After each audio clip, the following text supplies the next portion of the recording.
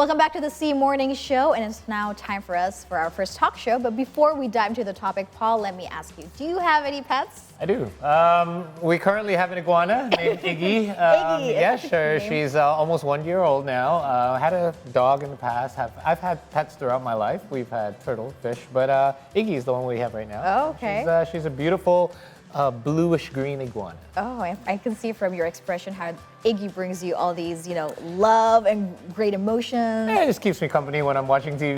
It's on my shoulder. A little companion to have late at night. Well, I really wish I can have a pet right now, but because I live in an apartment, it's hard. A little trickier. Yeah, it's very, very tricky. Sure. But of course, most of us agree that pets bring us joy and comfort into our lives. But beyond them just being cute and cuddly and a companion to watch TV, as Paul have just said, do we ever, think about and probably wondered how they really impact our emotions? For a study has been published in Applied Developmental Science found that adults who care for and pay attention to their pets are more likely to serve in their communities and show higher levels of empathy toward others. Okay, I did not know this. So today we're actually going to discuss how pets can help us feel more empathy and love, and how in fact they can even help our kids and even adults learn important life skills. And for that, we have invited back to our studio, friend of the program, psychologist Stefany Valentia. Good morning, Hi, Stefany. good Thank you morning. for being back. Always good to be here. Always glad to have you here. And today we're going to talk about a little bit of a lighter topic. Yeah. Let's first off start off by you sharing your thoughts about how pets can play a significant role in helping to shape human emotions. We talked about empathy and love, and what other emotions they could perhaps trigger in us. Yeah, well, naturally, having a pets or animals evoke a caregiving behaviors in human, because they depend on us for food, for comfort, for companionship, and so we attune to their needs, and therefore it fosters empathy and also care and love for the pets. Yeah. And naturally, we as a human have this need to be accepted, to be loved for who we are. And pets can provide that. So in turn, we also give them back in return the love and care that they need. So that's how pets can impact our emotions. I never really thought of the flip side of it, Yes. that our need for acceptance can actually be gotten through a pet as well. That's why they said that a dog is a man's best friend, because they can also feel love Yeah. probably. And very loyal. You're very loyal, very true. much so. Did you notice that when you talk about your iguana, you seem to light up? Yes, Yeah. the Oh, did I? Yeah. I didn't notice. Said You can see his expression. eyes. Yeah, so maybe you also feel loved by your pet. Maybe not the same way as humans love each other, but they give you unconditional acceptance. Yes. Okay. When you said that, you told me before, like your pet, the Iggy, sat on your shoulders. Yeah. I think it's just so cute. Yeah, Yes. I think also she knows I'm the one that feeds her. I gotta stay close to this guy. It's a two-way thing. Well, as Paul mentioned before as well, I mean, growing up, you have always had pets. I mean, I also had a pet growing. I had dogs, I had cats. But they also said that having a pet, giving a pet to your child can also help, boost their caring side, their empathy side as well. Can you please tell us more on how we can actually introduce this emotions and also instill to our children from a young age? Well, introducing pets at early age to children can help them foster better emotional intelligence. And lots of research have found that. And we can teach them empathy by showing them how to care for them, how to handle pets gently. And the good thing is these skills that they learn from observing and responding to their pets can also be generalized in their daily life. So it's not just applied to the animals, but also when they're interacting with friends or maybe with their teachers when they're older and so on. Okay, someone who is likely taught to be kind to a pet will likely be kind to humans that they meet outside as well. I've also read lots of stories in regards to children with special needs actually specifically assigned pets in order to help them kind of attune themselves to certain emotions. Why is this the case with special needs kids? Especially in other countries, they have what is called therapy animal. Correct. Maybe it's not common yet in Indonesia, but the concept can be used as well. Because let's take the example of autism spectrum disorder. They tend not to be able to regulate their emotions well, but when they have pets, they learn to be gentle with their animals. They learn, let's say a horse, the most common therapy animal, one of them is horse. Is that right? Yeah, Okay. horse and also dogs. when they interact with horses, horses can sense our feelings and emotions. So if you're being restless, if you're not calm, the horse can also sense that. So it's like the animals give feedback to you. So when you're calm, the horses stay calm as well. So the kids learn, oh, this is how I should manage my emotion. Okay. It's like a feedback thing. So it's a non-verbal communication that they're learning. Wow, that is amazing. Yeah. And then they can also react by interacting with Yeah. the animal. When is the best time for us to introduce a pet to the house? Is there a certain age? Because if we see, probably the posts on social media, there are so many pictures of little babies cuddling with their dogs. Yeah. But what is the But it's safe? the parents that's Yes, taking care of the exactly. and the baby.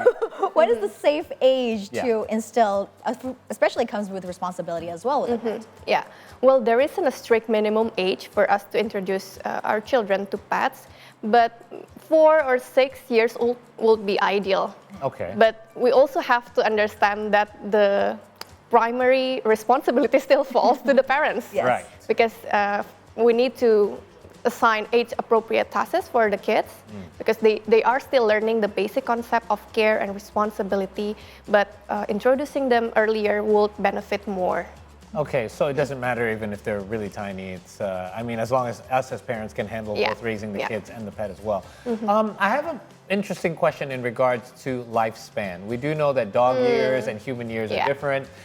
Cats, basically, by theory, humans will likely outlive their pets. In this case, how does a parent handle, let's say, an older pet? As let's say you get a pet at the same time that your child is a baby or a toddler. Throughout the years, the pet gets older. Once the child hits probably preteen or maybe even teen at the latest, the pet is already in its very advanced age and might have to face the idea of losing the pet. Is this actually, can this be used as a good thing as well in order to teach a child about how to detach from something? Tell us a little bit about how to handle that sort of difficult, tricky issue. Of course, it's inevitable that most likely our pets will go first before us. Right. And it will be very sad when it happened, but it can teach our children a lot of things as well, like grieving, even though it's hard, but it's the bitter truth that we have to face one day. So we can also teach them that our pets might not live longer than us, so we have to accept that we might lose them someday, but that's okay. They will still live with us by heart, and we still can cherish the life that we still have with them. So they're still learning that they can take. It's a very tricky situation because when my first child was still just barely past the toddler, we had a fish, and when the fish died, I didn't know how to explain it to her. I'm like, uh-oh, what is it? Dealing with gone. the first loss. Exactly. But at the time, she was still young enough for me not to have to explain too much. But I can imagine as they get a little bit older, it will get a bit trickier. But again, it can be used as a teaching lesson as well. Yeah, it's normal. It can help them build resilience as well. That's right. That's right. Yes. And this is also a reminder that once they deal with the loss, that means the pet is accepted as a family member. And that's how most pets are treated, Yes, right? yes. But there's something that people who are concerned to have a pet have to be reminded of, that they're not just adopting a pet, but they're adopting a member of the family. Yeah. Can you please tell us more on, how to remind each families out there, or how can we build that, family ties and not to see them just like another animal living in our house, but a family member as well? Yeah, we have to have realistic expectations on our pets as well, because they're not just a toy to play with, but they're also a family member, and we cannot just have the fun, but also the responsibilities. And it can be instilled to our children since they're young, like having a responsibility chart. So you have to also feed them, not just play with them. You also have to clean their what do Clean up after them. Yeah. So it helps children to understand it's not just fun, but this is also a big responsibility. Yeah, and I've read this in regards to treatment for autistic children as well. In regards to, apart from teaching them empathy and communication, another thing is discipline and responsibility. Yeah. So a lot of times it really helps for autistic children to have certain routines that they have to go through. For example, walking the dog, cleaning up after them, feeding them, and that becomes a routine that they very much look forward to over time, right? Yeah, that's true. And it also applies for us as an adult. As an adult as well. Yeah. And this is also interesting because, as we mentioned before, that is not only beneficial for children, but also for adults. Yeah. But when can an adult be considered, okay, you're ready to have a pet? Because, of course, with adults, do we have more complex emotions, rather than children? We have higher expectations. How can we know that we are suited to have a pet? Definitely have more responsibilities too. Yeah. Yeah. To leave for work every day. Yes. Yeah, of course, there are factors to be considered. First of all, is financial, of course, because having pet come with some cost, and also if you have a health or allergy reaction towards fur or anything, you have to consider that as well. But the most important thing is to consider about the commitment, because again, this is a long-term commitment. Some pets live for months, some of them live for years. So that's what we have to put in our mind when we are considering of adopting a pet. But we also need to know that there are lots of benefits of having pets. So that can also be part of your consideration. Sure. It's a bit different for children and adults in having pets. For children, having pets is more of learning emotional management. But in adults, it's more of stress relief and companionship. Companionship. Yeah. So it helps us to reduce feeling of loneliness, and it helps us feel more relaxed when we're with them. Is there a certain type of pet or animal that is like this is the best first pet that one can consider adopting? Well, not necessarily, but I've thought of this as well. Yeah. I was wondering what would be like the best first pet. Yes, would it be a It's tricky. fish? I've had a lot of different pets throughout my life, and I would say from personal experience, if you want to just something a little simpler, would be a cat, wouldn't it? Because a cat, most of them, I don't think you have to walk a cat. I've never had to walk a cat before. You can domesticate them. I mean, to stay in your house. I mean, for example, if you live in an apartment instead of a house, you likely will have a cat as opposed to a dog, because a dog will likely need to be walked or need to be outdoors a little bit more. It's easier to domesticate a cat or to feed a cat, and a cat will likely be able to. But the one thing is, you can't train a cat as well as you can a dog. So again, there's ups and downs. Yes. I thought about what would be the best first pet, especially for children. Likely be a cat, maybe a dog. I don't know. Maybe a dog.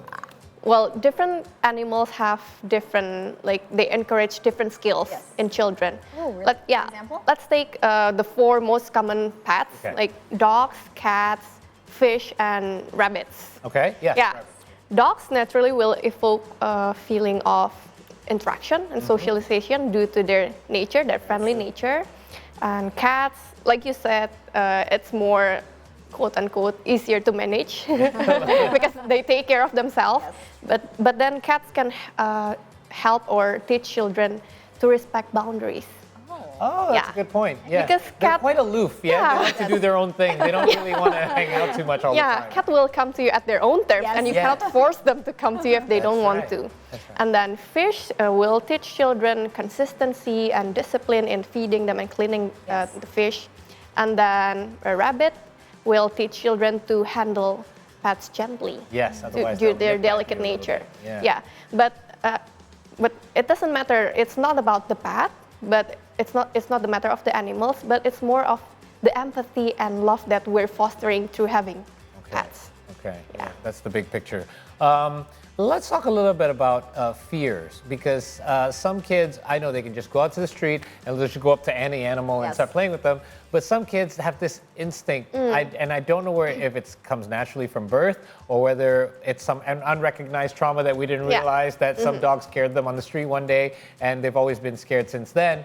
But do we do something to help them overcome that fear? For example, if you have a toddler that's already naturally scared of dogs, is this something that they need to overcome, and will having a pet actually help them overcome that particular fear? Maybe start slow and gradual, not like exposing them directly to Like, pets. here's a dog. They can add to their trauma. Right, yeah. Yeah, so maybe start with exposure through books or like reading books, showing them movies or videos about animals, bringing them maybe to pet-friendly area or spaces like cafe. We have that a lot now. Yes. Yeah, so they can start with observing first, and then we can also see how they react to it. And then we can also model them. like how we interact with animals, and slowly involve them in interacting with animals. Nice. But also we need to remember to respect their pace. Don't force your children. Right. And if the fear persists, like if there is intense fear persisting, it's worth to check Look into on, it a yeah, little yeah. deeper. Yeah, I wonder. Maybe go to therapy to Yes. find what is the underlying fear. Yeah, just in case if there's any trauma Yeah. that needs to be healed. And speaking of fear and also, further taking on commitments regarding adopting a pet, probably out there are certain families that having a pet is just not for them. Yeah. Because it's not for everyone, right? Yeah, yeah. You have to look also to see in that condition. Did I ever tell you my wife is severely allergic to fur, which only developed after we had our dog. Like we used to sleep with our little dog yes. together. It was her dog, and after her first pregnancy, she developed this severe allergy to anything that's fur, like cats, dogs. See? And then we had to find a home for our dog, and then now she's still to this day Still allergic. which is why we have a reptile, by the way, Because there's no fur. because right? there's no fur. Yeah. So We some see- people, yes. some households cannot have. Yes, you see, and that's very tricky because, of course, Yeah, yeah. pregnancy changes so many things. Yes. What alternative ways can be done for families that cannot have a pet? Yeah, we still can benefit from interacting with animals without having pets. Like maybe going to animal shelters, like volunteering there, spending a day or two interacting with animals there, or maybe the pet-friendly spaces that we can. How frequent can we do Yeah, that so well, it can be more effective There's no specific like frequency, but yeah, the more you expose yourself to animals, that will be better, especially for children. Okay. Yeah. When we prior to my son getting a diagnosis in regards to his spectrum, I was actually taking him to a dog park. There was a dog park in South Jakarta, the famous one down the street from our house. Yes. And it was at first a little bit kind of, I don't know what to do, Yeah. but then you get friendly owners who are like, it's okay. Yeah, Because then you ask the owners for permission, like, is it okay if my Yes. son plays with your dog? Oh, by the way, that's him right there. Speaking of my son. And that's Iggy? Cute. Yeah, that's There Iggy. you That's Iggy when go. we first got her. She was still a little bit. She's a bit bigger now. She's a little longer. Actually, reptiles just grow to be long. When they say they're 1.5 meters, it's like half of it is their tail. But Oh, look at that smile. Yes. So at first he was quite scared, but as you can see, he's now a lot more comfortable. That's my daughter. She's the one who bathes Iggy now. Oh, okay. Because so That's so cute. As a girl, I'm scared of, iguanas, Reptile. honestly.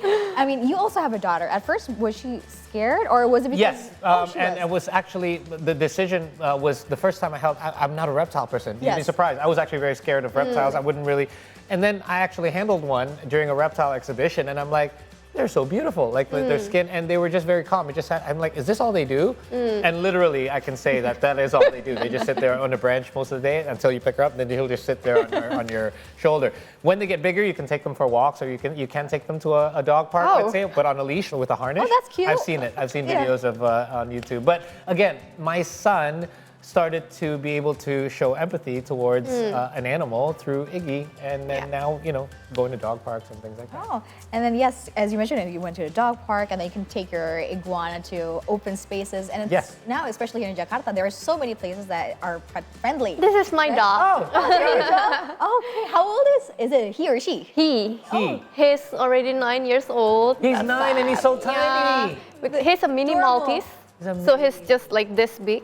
Okay. Yeah, he's so cute, and yeah, I find Hypoallergenic, comfort in him. right? Yeah. Yes, he's hypoallergenic. So let's talk about your experience as a psychologist. What have you noticed the most in regards to having, what's her name? His name? Chino. Okay, well, since you've had Chino, Well- what are some of the psychological benefits from you? Yeah, he gives me comfort. Like, again, the unconditional acceptance that they give to us.